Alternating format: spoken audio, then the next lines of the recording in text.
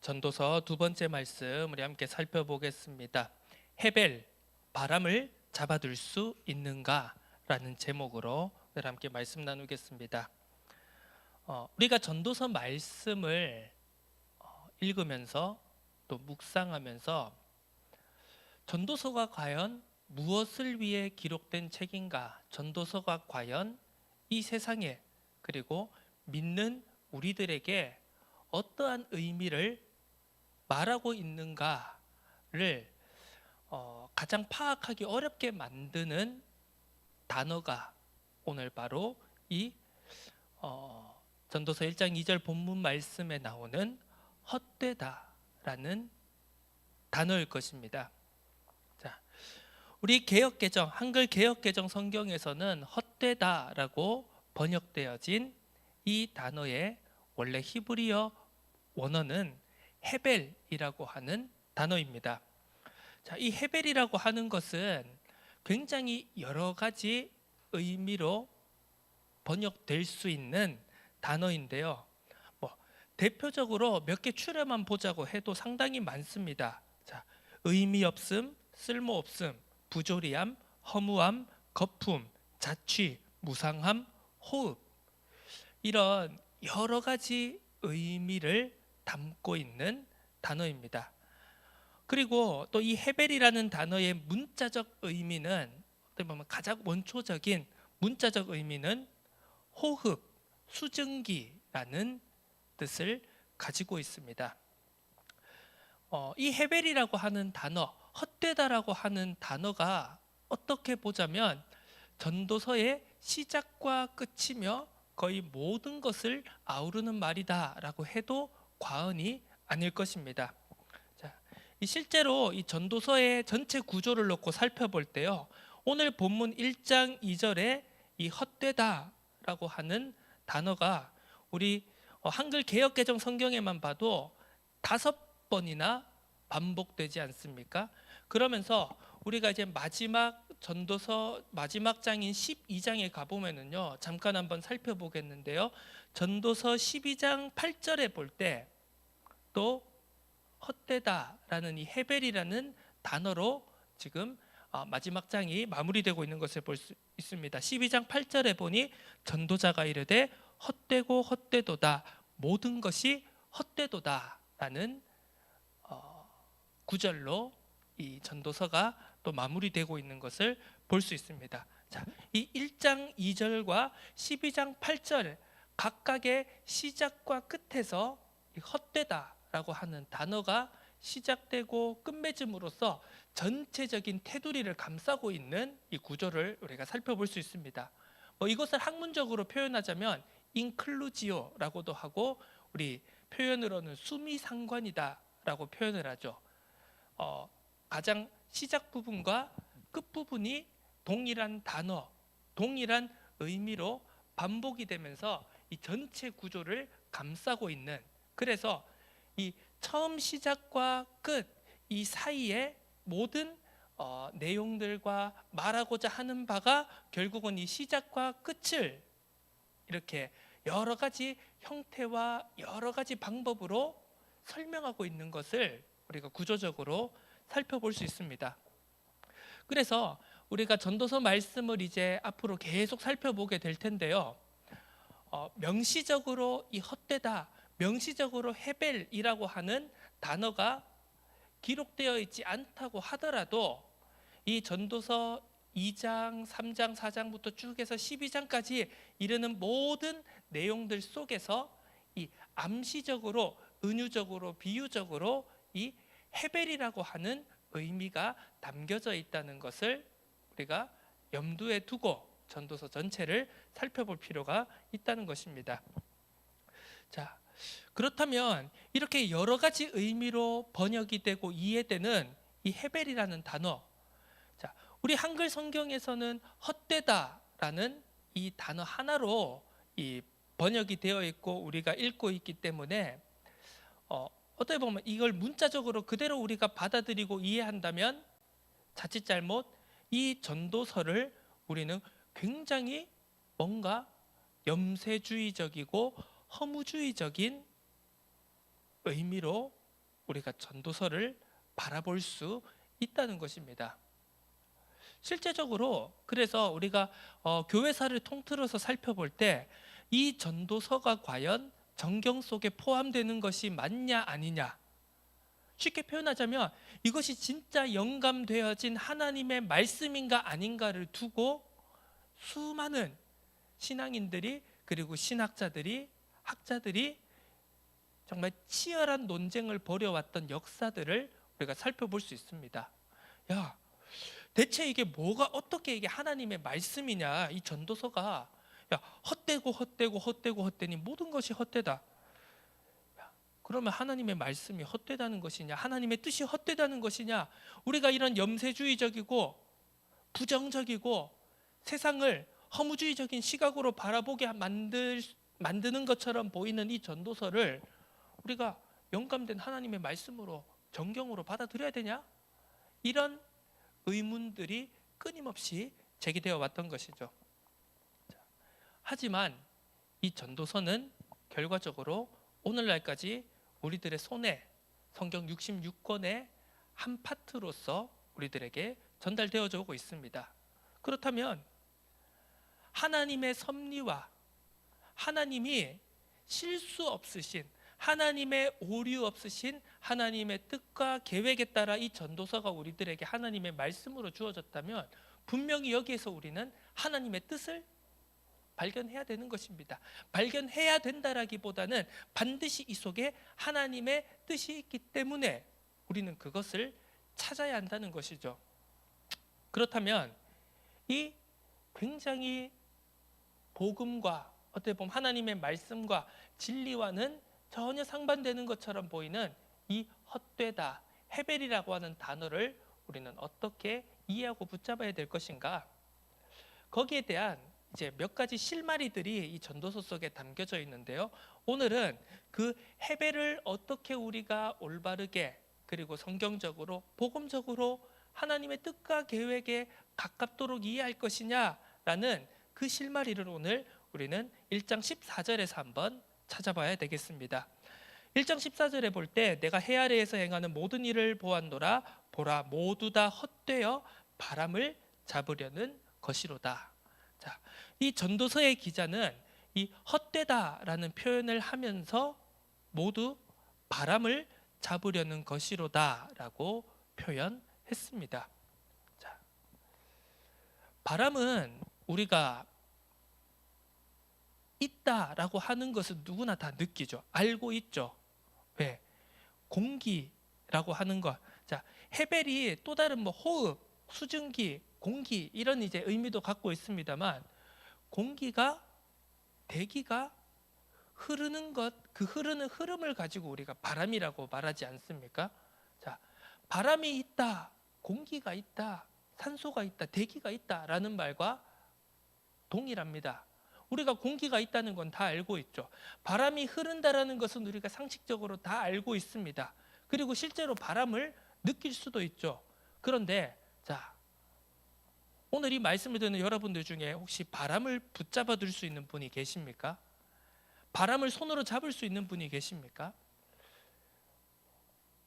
단언컨대 아마 한 사람도 없을 것입니다. 바람은요, 충분히 우리가 인지하고 있고 느낄 수 있는 현실적인 것이지만 동시에 붙잡을 수 없는 것이기도 합니다. 의미가 존재하지 않는다는 것이 아닙니다. 바람이 없다라고 우리가 말할 수 없죠. 자, 세상에서 지금 과학은 그렇게 말합니다. 내가 알 수 없는 것, 내가 볼 수 없는 것, 내가 경험하고 내가 느끼지 못하는 것은 사실이 아니다, 현실이 아니다, 이렇게 이야기하기도 합니다.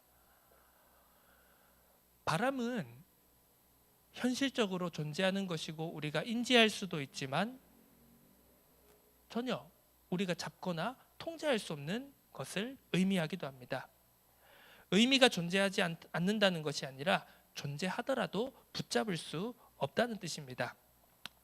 그래서 이 헤벨이라고 하는 이 단어를 우리가 헛되다라고 번역하고 우리가 이해하고 있는 이 헤벨이라고 하는 단어를 우리가 이 1장 14절에 바람을 잡으려는 것과 같다라고 하는 이 내용과 연결지어져서 생각을 해볼 때는 바로 이 헤벨의 단어를, 이 의미를 우리가 이번 전도서를 읽으면서 이 전도서를 이해하기 위해 나아가는 이 일부 예배의 과정을 통틀어서 우리가 이 수수께끼 같은 이라는 의미로 한번 상정을 하고 우리가 이 말씀을 이해해 나가는 시간이 되었으면 좋겠습니다.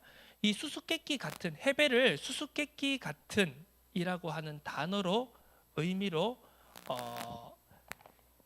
이야기한 것은 이제 어떤 한 신학자인 크레이그 바솔로뮤라고 하는 신학자의 전도서 주석에서 제안한 내용이기도 합니다. 물론 어떤 한 신학자의 연구와 한 신학자의 정리가 그것이 정답이고 그것만이 우리가 해답이다라고 볼 수는 없겠지만요.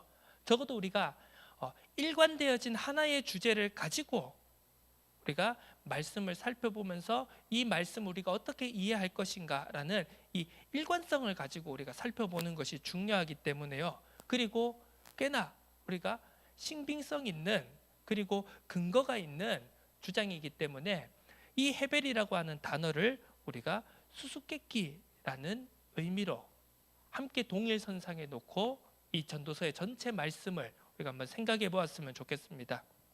자, 아까도 서론에서도 말씀드렸지만 이 헤벨이라고 하는 단어는 전도서의 시작과 끝에 놓여져 있습니다. 그러면서 어떤 의미로 보자면 이 전도서 전체가 헤벨이라고 하는 하나의 울타리로 쳐져 있다라는 느낌을 우리가 받을 수 있는 것이죠. 자, 전도서의 기자가 이 헤벨이라는 단어로 울타리를 두르는 목적은 허무주의가 아닌 삶의 의미에 대한 탐구인 것입니다. 자, 이 전도서를 보면은요,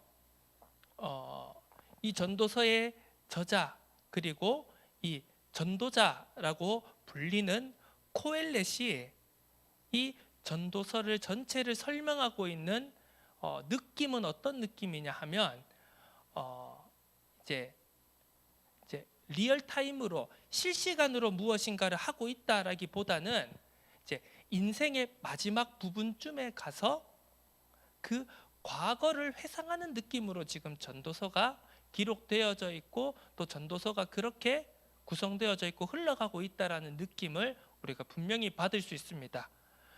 이제 이 전도자가 무엇이라고 표현하죠?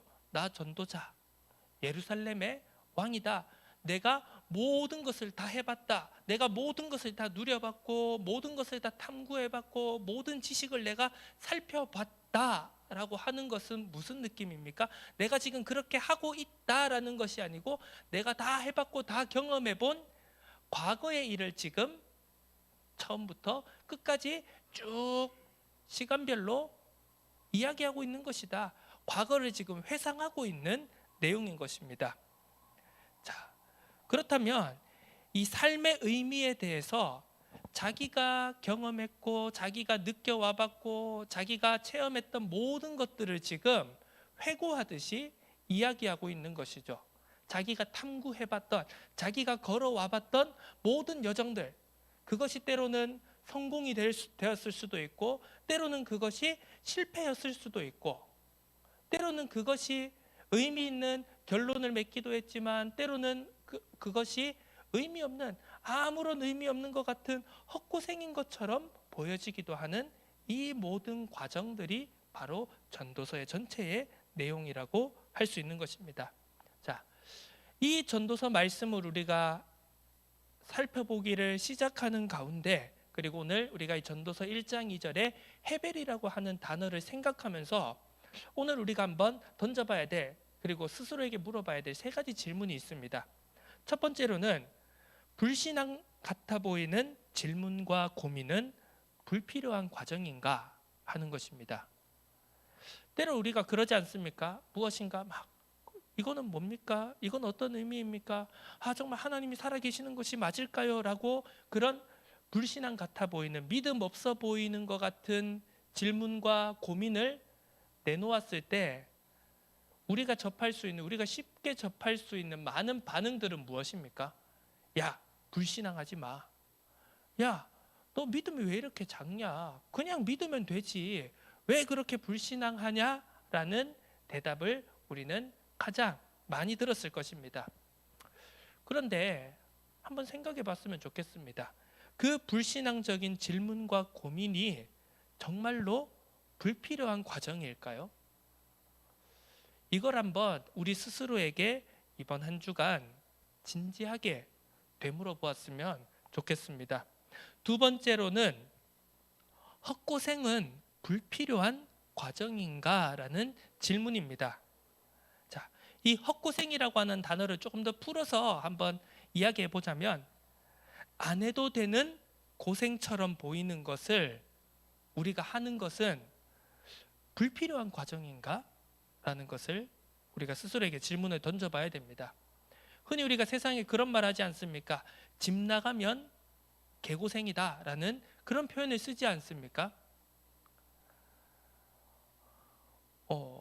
집 나가면 개고생이다. 우리 다 들어보고 알고 있는 그런 문장입니다. 이야기입니다.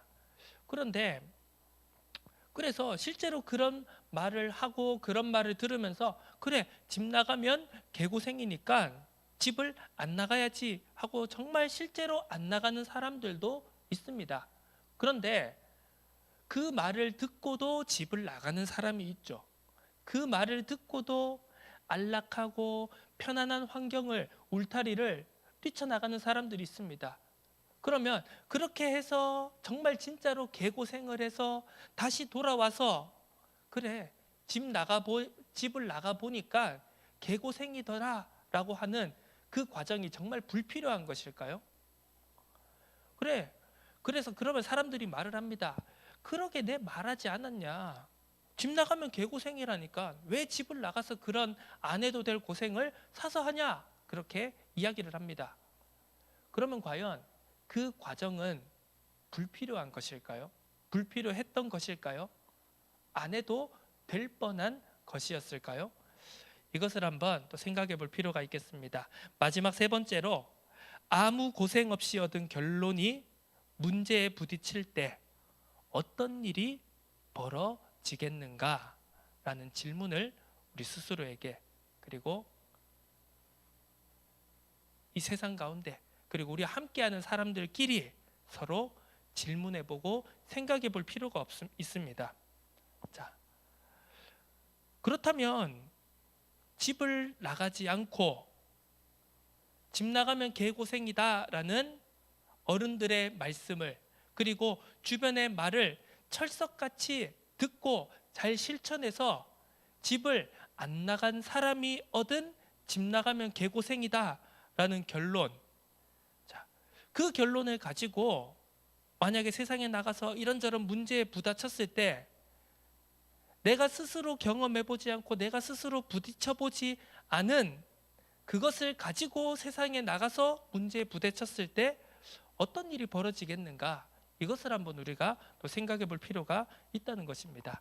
자, 이 세 가지 질문에 대해서 오늘 제가 뭔가 메신저로서, 설교자로서 명확하게 이것이 맞다라는 정답을 여러분들에게 전달해 드리지는 않을 것입니다. 어떻게 보면 전도서라는 이 말씀 자체가 명확한 정답을, 결론을 딱 1 더하기 1은 2다. 예를 들어 사람은 서울로 가야 성공한다. 예를 들어 강남으로 가야 된다. 아니면 서울에 아파트를 사야 된다. 주식은 이걸 사야 된다. 지금은 테슬라를 사야 된다. 지금은 비트코인을 사야 된다. 라고 명확하게 결론을 지어서 이렇게 행동하라라고 하는 삶의 지침을 던져주는 책이 아니기 때문입니다. 그래서 저 또한 오늘 이 세 가지 질문에 대해서 여러분들에게 설교자로서, 메신저로서 명확한 정답을 말해드리지는 않을 것입니다. 그리고 말해 드릴 수도 없겠죠.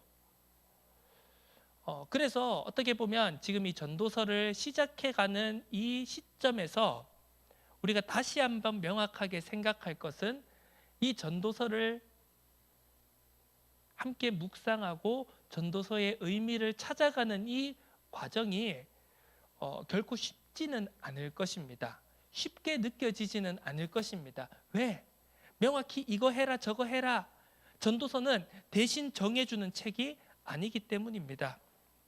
자, 그렇다면 우리는 과연 이 헛되다 이 전도서의 기자가 그리고 전도자가 코엘렛이 자기의 인생을 회고하고 반추해 보면서 그 수많은 인생과 여정들을 압축해서 나온 이 헛되다라고 하는 말을 자 그러면 그래도 우리는 이 결과론적으로 이 성경 말씀을 읽고 묵상하면서 이 성경 말씀을 이번 한 주간도 생각하고 어느 정도 이 틀은 우리가 생각해 봐야 되지 않겠습니까? 자, 그렇다면 여기서 오늘 결론적으로 이 전도서 1장 2절의 본문을 놓고 결론적으로 우리가 한번 생각해 볼 것은 자, 역사가 반복된다라고 하는 것은 어떠한 의미입니까? 흔히 세상에서 이런 표현 쓰지 않습니까? 인간의 욕심은 끝이 없고 똑같은 실수를 반복한다라고 하는 유명한 문장이 있습니다. 그렇다면 자, 이 똑같은 실수를 인간이 반복한다. 그리고 역사가 반복된다라고 하는 것은 어떤 의미입니까? 많은 사람들이 그러지 않습니까? 왜 역사에서 아무것도 배우지 못하느냐? 역사는 반복되는데 우리가 역사에서 교훈을 얻으면 되는데 왜 역사에서 교훈을 얻고도 반복되는 이 역사를 왜 똑같은 실수를 반복하느냐라고 했을 때 오늘 이 헛되다 헤벨이라는 단어와 함께 생각해 봤을 때 우리가 그럼에도 불구하고 자, 역사가 반복된다는 거 우리가 다 알고 있지 않습니까? 그러면 다 거기서 교훈을 얻어서 실수를 안 하겠네요. 역사를 잘 알면 대정태세 문단세 예성연종 블라블라 해서 그런 역사를 쭉 읽고 어떤 사람이 이러한 잘한 것을 했고 어떤 사람이 이런 잘못을 했다 우리가 이런 역사적인 것을 다 알면 그걸 교훈 삼아서 반면교사 삼아서 나한테 딱 적용해 봤을 때 그럼 나는 실수를 안 해야 될 거 아닙니까? 그런데 우리는 동일하게 세상의 역사 속에 쭉 이어져 왔던 그 실수를 우리 또한 동일하게 반복합니다. 거의 어떻게 보면 시대만 다르지 비슷한 환경과 비슷한 조건이 놓여졌는데도 예전에 했던 실수가 똑같이 이어지는 것을 반복되는 것을 우리가 볼 수 있습니다. 그렇다면 여기서 우리는 무엇을 생각해 봐야 될까요?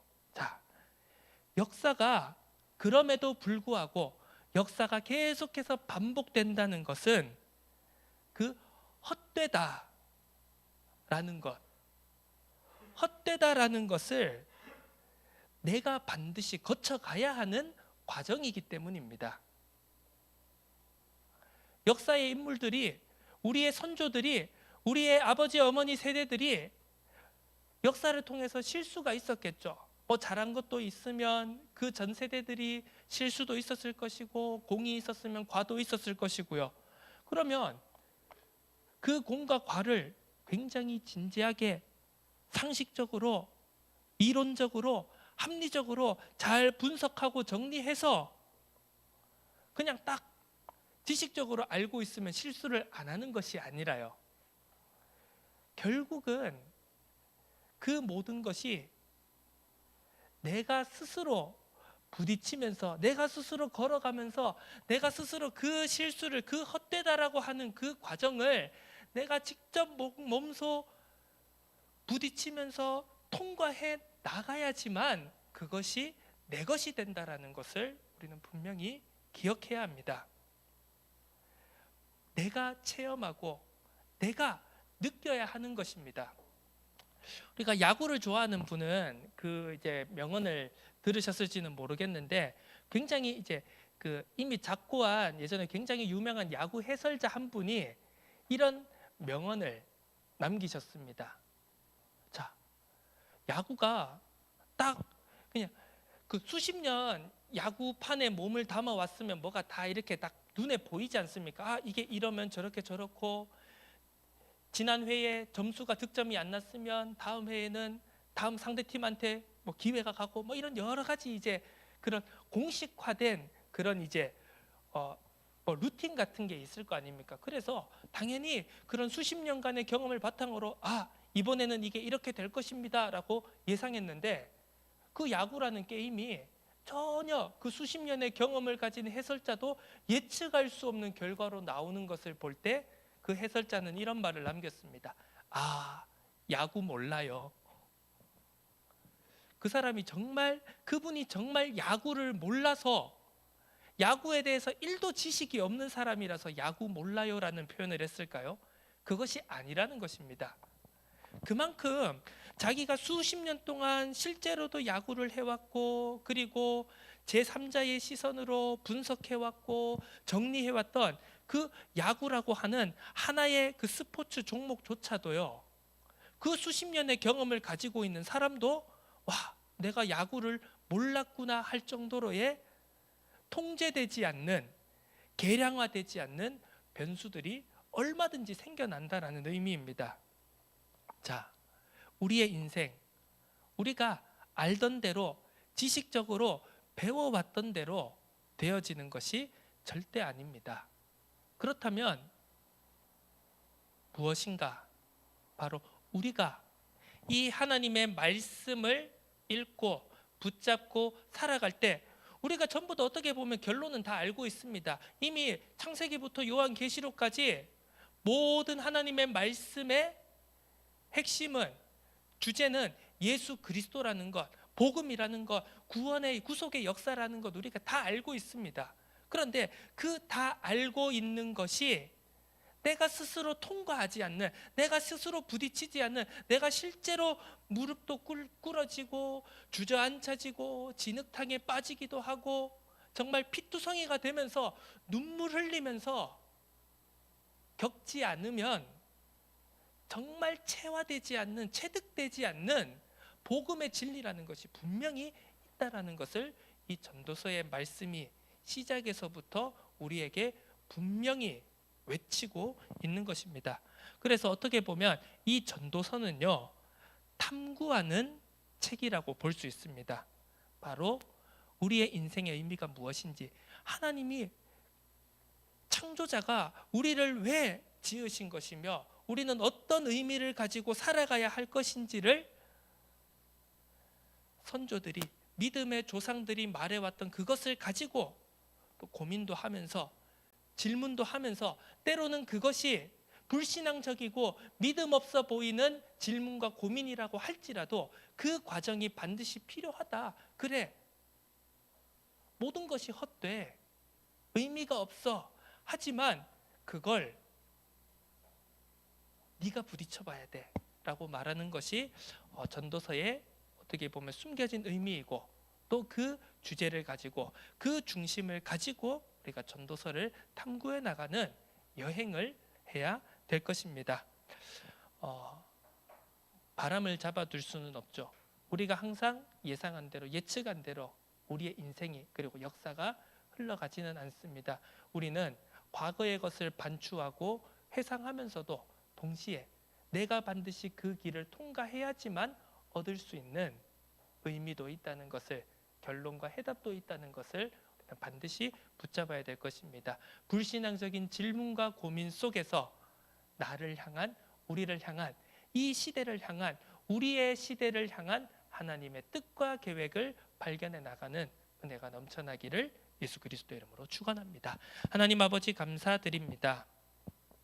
헤벨이라는 이 전도서의 전체적인 주제를 오늘 우리가 묵상하면서 때로는 우리의 인생이, 우리의 발걸음이 불신앙과 믿음 없는 고민과 질문으로 가득 찬, 정말 어떻게 보면 내가 믿는 자가 맞을까 의문도 드는 절규로 가득 찬 우리의 인생이라 할지라도 그 과정이 의미 없지 않음을, 그 과정을 반드시 통과해야지만 하나님께서 우리 앞에 펼쳐놓으신 인생의 참된 의미가, 그리스도의 제자의 참된 인생의 의미와 목적이 이해되어질 수 있음을 이 전도서의 말씀을 통하여서 깨닫고 확인해 나가는 하나님께로 더욱더 가까이 한 걸음 한 걸음 나아가는 믿음의 여정이 되어지기를 소원합니다. 그 길을 우리 모두가 함께 걸어갈 수 있도록 은혜 더하여 주옵소서. 감사드립니다. 예수 그리스도의 이름으로 기도드립니다. 아멘.